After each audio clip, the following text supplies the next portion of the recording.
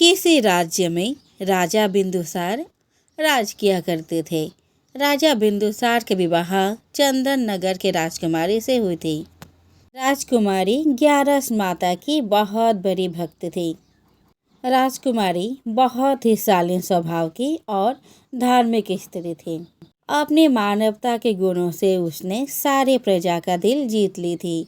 लोग उन्हें बहुत ही इज्जत एवं मान सम्मान देते थे। कुछ दिन बीते तो रानी की एक सुंदर सी कन्या पैदा हुई। प्यार से राजा ने उसका नाम वैशाली रखा। वैशाली का लालन पालन बहुत ही लाड़ प्यार से हुआ। वैशाली का स्वभाव भी अपने माँ के जैसा ही था। कुछ दिन बाद रानी की मृत्यु हो जाती है, पर मृत्यु से पहले वह अपनी 7 वर्षीय बेटी से कुछ राज की बात बताकर जाती है। राजा ने कुछ महीने बाद एक विधवा राजकुमारी से शादी कर लेते हैं। नई रानी स्वभाव से बहुत ही निर्दयी एवं स्वार्थी होती है।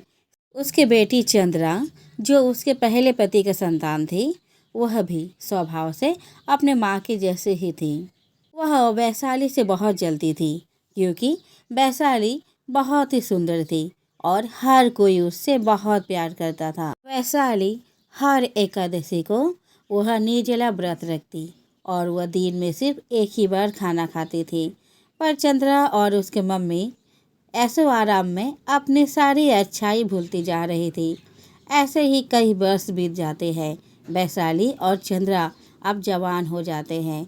राजा को उनकी विवाह की चिंता होती है।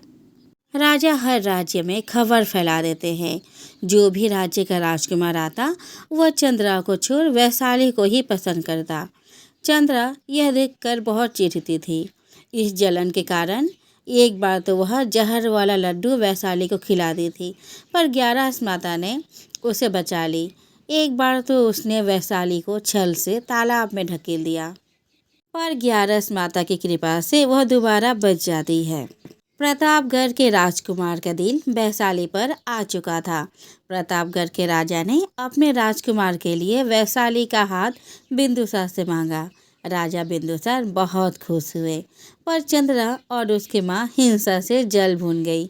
वह वैशाली को मारने का साजिश रचने लगी। चंद्रा वैशाली को शादी के लिए तैयार करने के बहाने उसके पास गई। बातों ही बातों में उसने वैशाली से पूछा कि हर इंसान का मृत्यु का कोई न कोई कारण तो होता है। क्या तुम्हें पता है तुम्हारी मृत्यु कैसे होगी? वैशाली बहुत ही भोली थी। उसने अपनी माँ की कही गई वह राज की बात बता दी। उसने कहा, मेरी मृत्यु एक तोते में बसती है। चंद्रा ने फिर पूछा, अच्छा, पर वह तोता है कहाँ? वैशाली ने उसे कहा कि उस तोता को मेरी माँ ने पंचवटी आश्रम के एक मंदिर में रखी है, पर उस मंदिर में जाना इतना आसान नहीं है, क्योंकि वह मंदिर हवा में है। तो फिर हम वहाँ कैसे जाए? चंद्रा ने पूछा।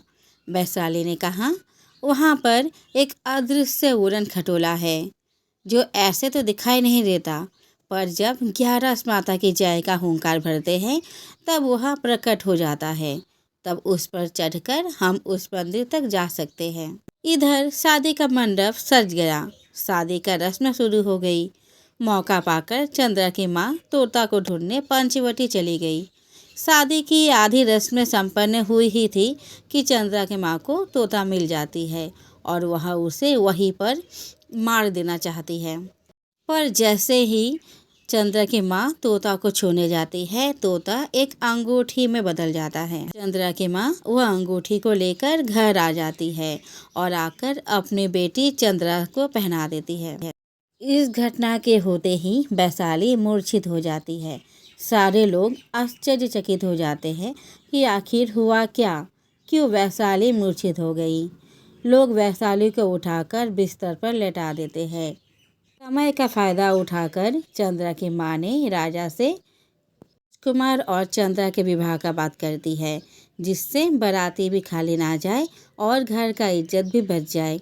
राजा को यह बात अच्छी लगती है और चंद्रा के साथ राजकुमार का विवाह कर देते हैं। चंद्रा की विदाई हो जाती है। बाराती के जाने के बाद ही महल में सन्नाटा छा जाता है।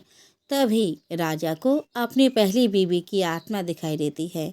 रानी ने आकर राजा को बताया कि वैशाली के शरीर को जलाना मत, इसे पुरानी महल में रख देना और यह बात किसी को मत बोलना। इतना बोलकर ही वह अदृश्य हो जाती है। वह राजकुमार चंद्रा को अपने पत्नी के रूप में स्वीकार नहीं कर पाते हैं। एक दिन वह नाराज होकर घोड़े में सवार होकर महल से बाहर चले जाते हैं और मन ही मन वैशाली के बारे में सोचते रहते हैं। तभी वह सामने एक महल को देखते हैं। महल के चारों तरफ बहुत ही रंग बिरंगे फूल खिले होते हैं। राजकुमार कौतूहलवश उस महल में प्रवेश करते हैं। जब अंदर जाते हैं वो चकित हो जाते हैं कि महल के अंदर राजकुमारी सोई होती है। राजकुमार वही बैठे बैठे कुमारी के जागने का इंतजार करते हैं और जैसे ही शाम होता है राजकुमारी वैशाली उठ खड़ी होती है। सामने राजकुमार को पाकर वह चकित हो जाती है और रोने लगती है। राजकुमार के पूछने पर वह सारी बात बता देती है कि कैसे चंद्रा और उसकी सौतेली माँ ने उसे मारा। राजकुमार वहीं पे रात गुजार देते हैं। इस तरह दिन बीतते जाता है और कुछ दिन बाद वैशाली गर्भवती होती है। वह ग्यारस माता से प्रार्थना करती है कि हे ग्यारस माता, मेरा प्रसव पीड़ा दिन को ना हो, रात को हो, क्योंकि दिन को तो वह मूर्छित रहती है। इस तरह 9 महीने बीत जाते हैं, लेकिन अचानक राजकुमार को शहर जाना पड़ता है, जिसकी वजह से रानी अकेली महल में रहती है। ठीक उसी समय उसे प्रसव पीड़ा होने लगता है। ग्यारस माता स्वयं प्रकट होकर राजकुमारी वैशाली का प्रसव कराती है। राजकुमारी बहुत प्यारी बेटी को जन्म देती है। ग्यारस माता ने उस बच्चे का नाम एकादशी रखती है, क्योंकि वह एकादशी तिथि को जन्म लेती है। इतने में राजकुमार भी आ जाते हैं। ग्यारस माता को देख वह आत्मविभोर हो उठते हैं। ग्यारस माता को वह दंडवत प्रणाम करते हैं। ग्यारस माता बोलती है कि जो अंगूठी चंद्रा के हाथों में है, उस अंगूठी को अगर वैशाली के हाथों में पहना दिया जाए तो वैशाली हमेशा के लिए जीवित हो जाएगी। यह बोलकर ग्यारस माता अदृश्य हो जाती है। 3 साल बाद एक बार चंद्रा महल के बाहर अपने दासी के साथ टहल रही थी। तभी वहां राजकुमार को घोड़े में सवार होकर कहीं जाते देखा।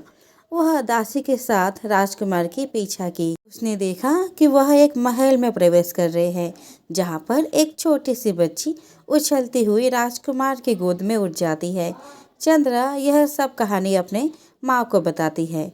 चंद्रा के माँ ने अपने आदमी भेज एकादशी का उठा लेते हैं और एकादशी का 2 टुकड़ा कर देते हैं। एकादशी का एक टुकड़ा पलंग के नीचे और दूसरी टुकड़ा पर्दा के पीछे छिपा देती है। वैशाली महल में अपनी पुत्री को ना देख बेचैन हो जाती है। वह राजकुमार को बताती है कि एकादशी कहीं भी नहीं दिख रही है। तब राजकुमार एकादशी को ढूंढने निकल पड़ते हैं। वैशाली ग्यारस माता का आह्वान करती है। तब ग्यारस माता बुढ़िया के रूप ले चंद्रा के महल में जाती है, पर दास दासी उसे अंदर नहीं जाने देती। अब वह बिल्ली के रूप में महल में प्रवेश करती है और एकादशी के दोनों हिस्सों को जोड़कर प्राण का संचार कर देती है। फिर वह एकादशी को लेकर वैशाली के पास जाती है। वैशाली उसे देख बहुत प्रसन्न होती है। ग्यारस माता के कहे अनुसार राजकुमार एकादशी को चंद्रा के महल ले जाते हैं, ताकि वह अपने मासी के हाथ से अंगूठी ले सके। राजकुमार चंद्रा से कहते हैं, रानी, ये मेरी दूर के रिश्तेदार की बेटी है, इसका अच्छे से देखभाल करना। ऐसा करने से शायद मेरे दिल में तुम्हारे लिए प्यार उत्पन्न हो जाए, तुम्हें मैं पत्नी का दर्जा दे दूँ। चंद्रा बहुत खुश होती है और वह एकादशी का ध्यान रखने लगती है। वह एकादशी के हर चीज़ का ध्यान रखती है। एक दिन एकादशी चंद्रा की अंगुली में पहनी अंगूठी को लेने की जिद कर बैठती है। चंद्रा पहले तो मना कर देती है, पर राजकुमार से प्यार पाने की लालसा में वह अंगूठी उसे दे देती है।